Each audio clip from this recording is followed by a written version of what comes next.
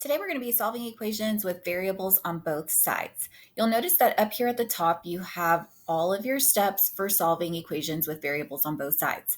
So your goal is to first start with moving the smaller variable to one side. So if you look here, we have 3x and over here we have 7x. So your goal is to figure out which is smaller, 3 or 7. So obviously 3 is smaller. So what we're going to do, we're going to take away 3x. It's always the opposite. Cross that out and you're left with negative 19. Now, since I took 3x on the right-hand side, I have to go to the left-hand side and take 3x as well. So 7x minus 3x, that's 4x's minus 11. Now this looks like a two-step equation, very similar to what we did last week. The opposite of minus 11 is plus 11, so add 11. That gives you 4x equals negative 8.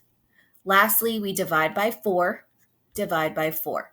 So this is dividing to cross out our 4's, and you get x equals negative 2. So here our answer is x equals negative 2, and you can type that in. Problem number 2. We have the same process to follow. We have a negative 2y and a 6y. Our goal is to figure out which y is smaller, 6 or negative 2. Negative 2 is smaller, so the opposite would be plus 2y. That cancels out and just leaves you with this 10. Now, since I added 2y on the right, I have to add 2y on the left. So together that makes 8y plus 12. Next, you have to do the opposite of plus 12, which is take away 12. So take 12 from the other side. So we end up with 8y equals negative 2. Lastly, we have to get rid of what's in front of y, which is the 8. So we have to divide by 8, so that goes away. So we have y all alone. That's our goal. So since we divided by 8, over here we have to divide by 8. Now this is going to simplify into a fraction as negative 1/4, or you could put negative 0.25. So our answer is y equals negative 0.25, or y equals negative 1/4.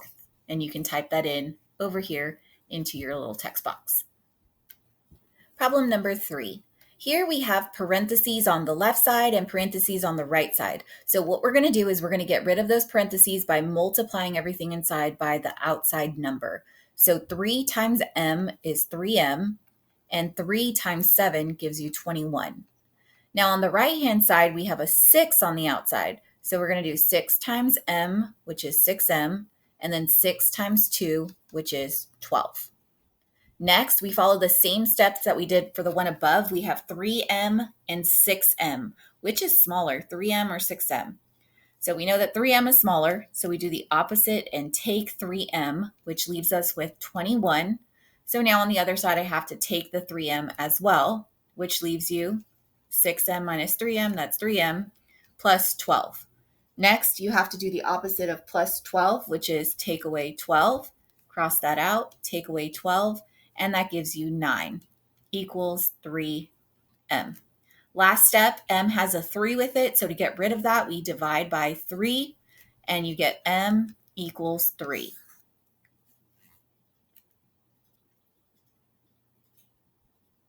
Problem number 4.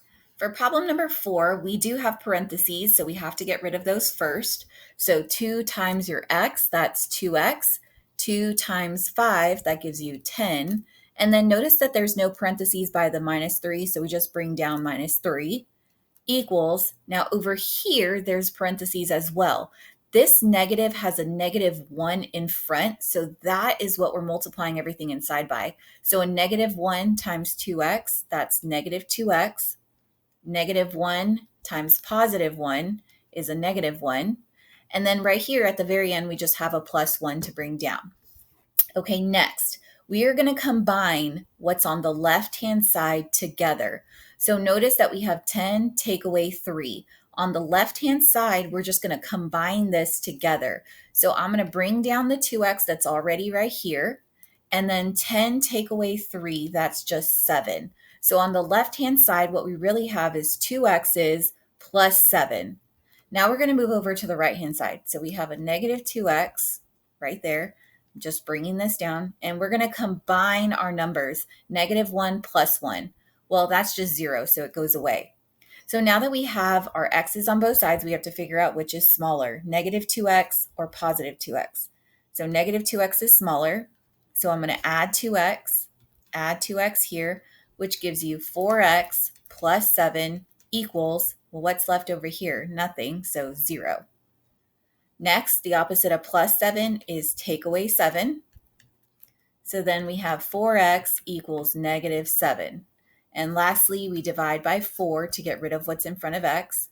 So we divide by 4. So that is negative 7 over 4. You can also say negative 1 3/4. Or if you want, you could put negative 1.75.